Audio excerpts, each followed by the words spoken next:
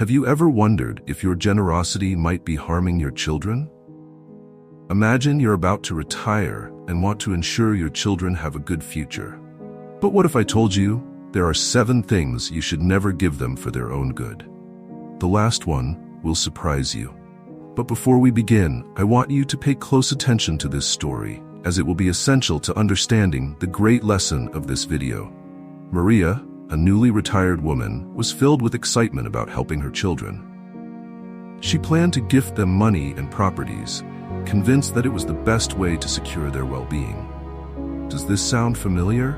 But before Maria could carry out her plan, her wise neighbor Mr. Ricardo gave her a warning that left her puzzled. "Maria," he said calmly, "sometimes giving too much can be like overwatering a plant. Instead of helping it grow, you might drown it." Maria's generosity was on the verge of becoming a trap for her children.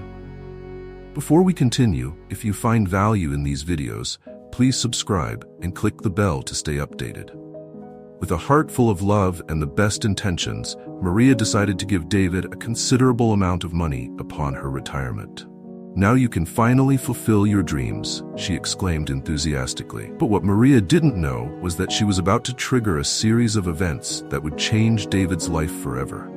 David, thrilled by this unexpected stroke of luck, decided to quit his job. Why keep struggling, he thought. And so, unknowingly, he fell into the trap of easy money. What seemed like a blessing quickly turned into a curse.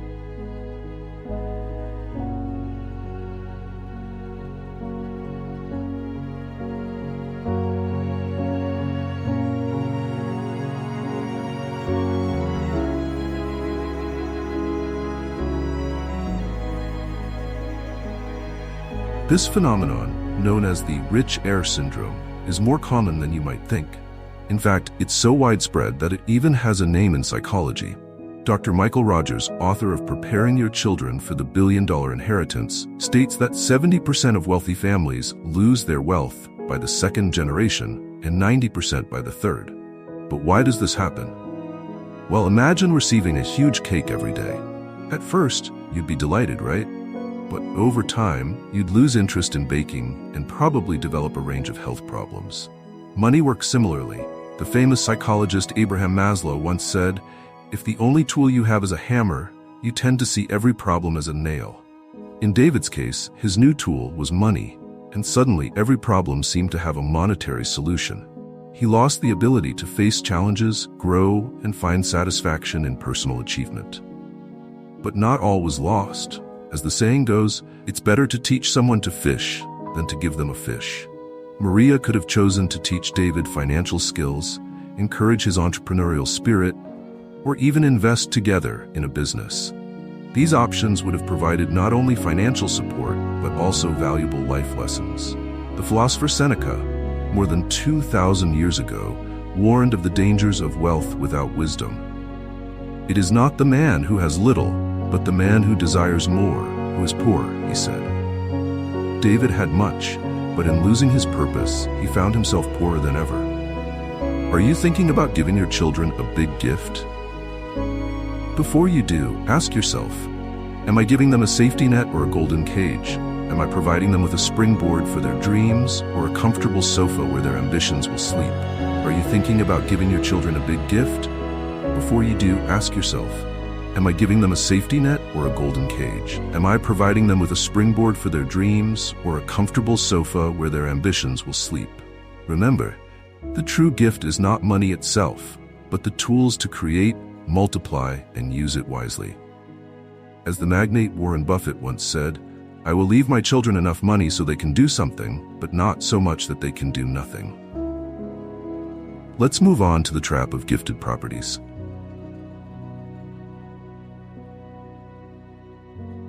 Imagine the scene.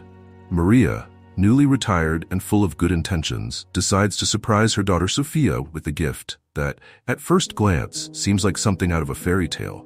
"Sweetheart, I want to gift you our lake house. It's yours now." Sophia, overjoyed, already envisions long afternoons by the water. But what if this dream turns into a financial nightmare? As the philosopher Seneca once said, "It is not the man who has little, but the man who desires much who is poor." Sophia was about to wish she had never received that gift.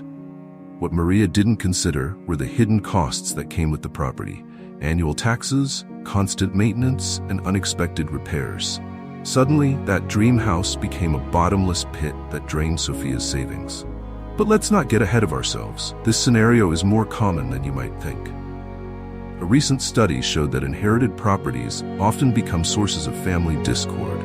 Does that sound familiar?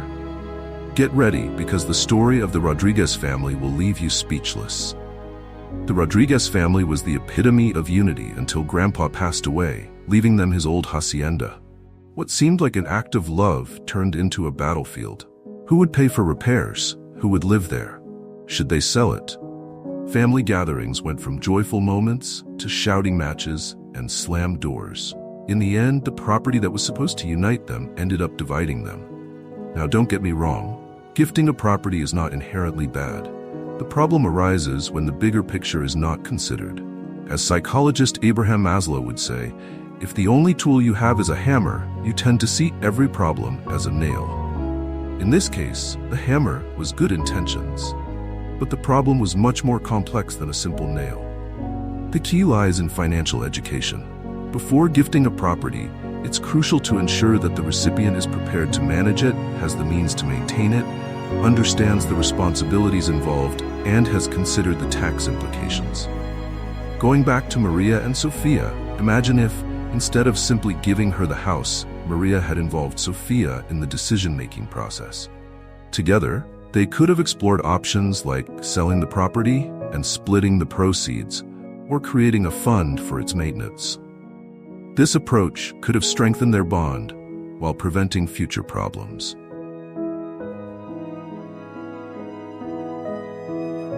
Let's talk about another common mistake: parental overprotection. Maria, with all her good intentions, was always there to solve every problem her children faced, from small conflicts at school to major life decisions. She was the superhero who came to the rescue. Sounds nice, right? But as the saying goes, the road to hell is paved with good intentions.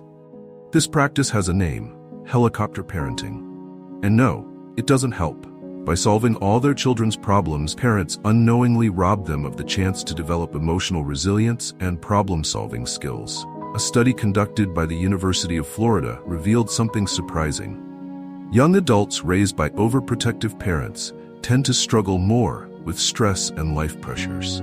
It's like giving them a map for navigating life while taking away their compass. Although Maria tried to be more independent, she always found ways to help, even when her children didn't ask for it. Psychologist Dr. Javier Moreno explains that overprotection may seem like love, but in reality it's driven by fear. Fear that our children will suffer, fear that they will fail. But failure and suffering are essential parts of learning and growing. So, what can we do? Should we let our children crash into every obstacle? Not exactly. Maria decided to take a step back. The next time David called her about a work problem, instead of giving him the solution, she asked, "What do you think you should do?" With Sophia, she started encouraging her to face small challenges, celebrating each little victory. These changes weren't immediate, but over time, Maria noticed her children becoming more independent and confident.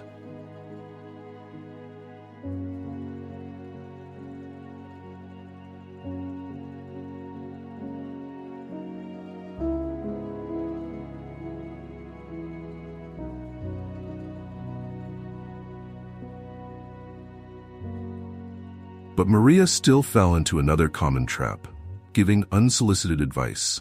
Imagine Maria, with the best intentions, bombarding her children with advice on every aspect of their lives. "Lucas, you should change jobs. Sophia, why don't you move closer?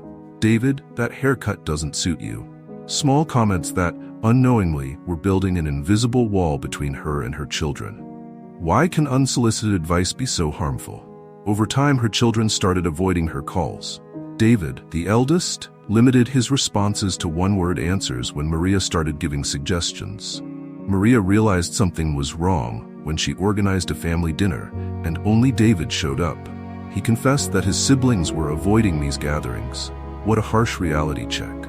But not all was lost. The philosopher Epictetus once said, It is not things that disturb us, but our judgment about things. Maria decided to apply this wisdom to her family relationships. She learned that her children didn't need constant instructions, but rather a listening ear and a supportive shoulder when they needed it. As comedian Jerry Seinfeld once said, "Sometimes the best advice is not giving any advice at all."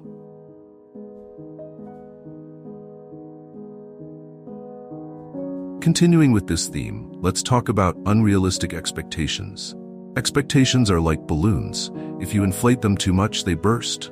Maria, newly retired, believed she was doing the right thing by dreaming big for her children. Lucas, the frustrated artist. Sophia, the future lawyer. And David, the next successful entrepreneur.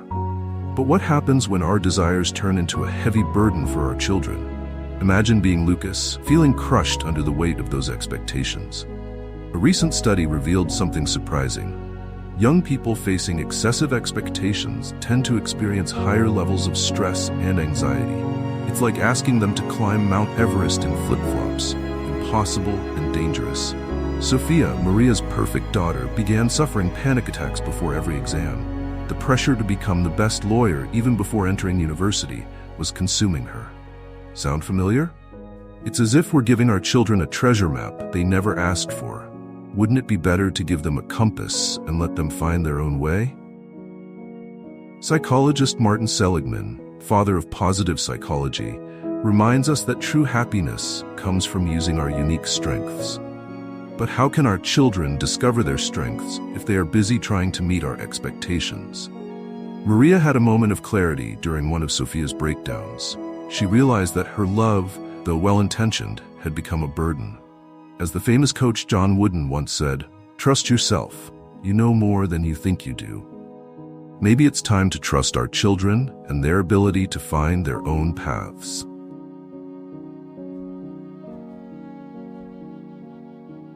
Maria faced a new challenge after years of giving everything to her children. She found herself being taken for granted.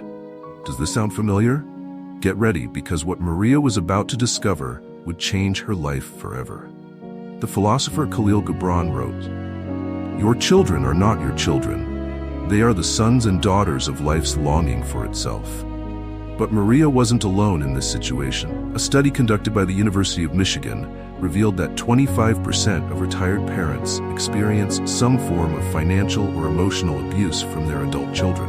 Shocking, right? Psychologist Dr. Laura Markham explains, "Unconditional love doesn't mean limitless permissiveness.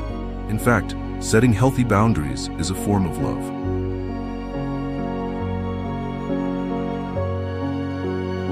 Determined to change, Maria had an honest conversation with David. She explained that while she loved him unconditionally, they needed to establish some boundaries.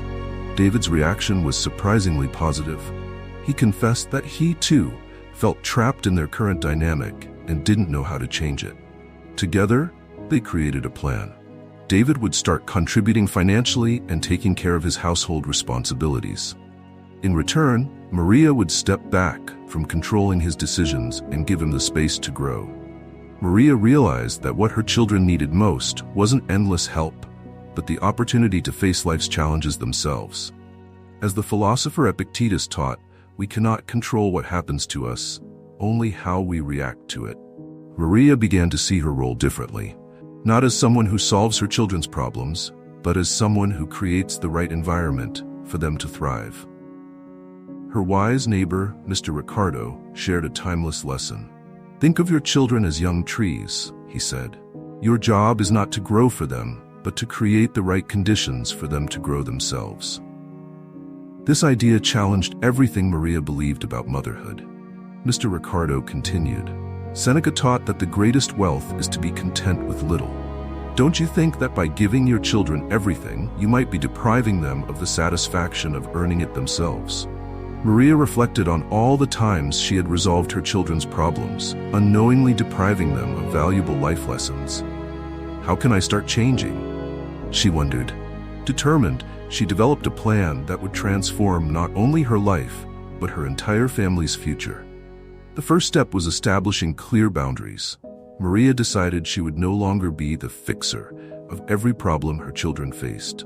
As psychologist Carl Rogers once said, The curious paradox is that when I accept myself as I am, then I can change.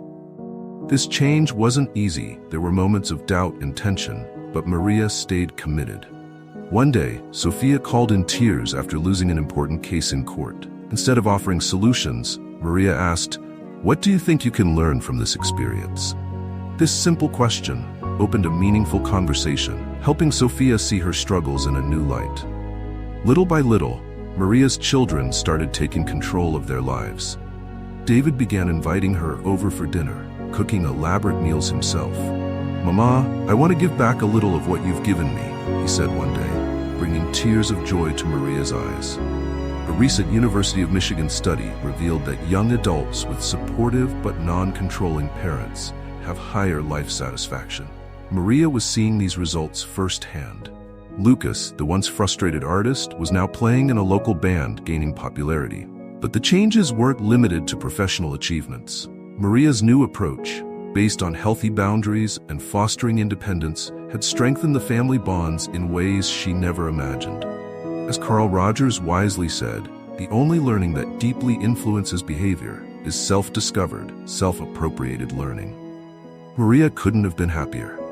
This new family dynamic improved not only individual relationships but also created a supportive environment where everyone thrived. Sophia, for example, was using her psychology knowledge to help with David's business marketing strategies. Finally, Maria understood the profound meaning of these words. By letting go and allowing her children to find their own way, she had discovered a better way to support them.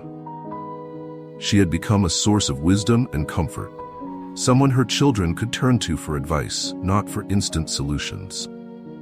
As she reflected in her journal, Maria wrote, "The greatest gift I can give my children isn't money, properties, or quick fixes.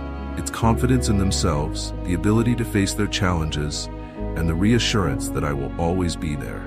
Not to live their lives for them, but to support them as they live their own." Thank you for watching this video.